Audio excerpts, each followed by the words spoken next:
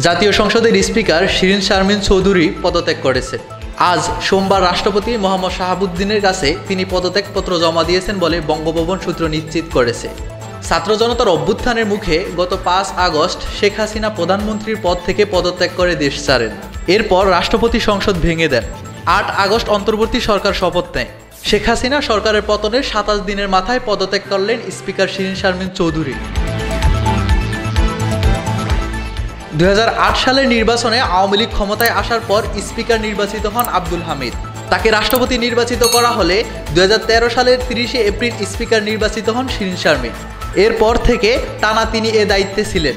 গত 7 জানুয়ারি বিএনপিবিহীন নির্বাচনে আওয়ামী লীগ জয়ী হয়ে সরকার গঠনের পর শিরীন শারমিন চৌধুরীকে আবার স্পিকার নির্বাচিত করা হয়।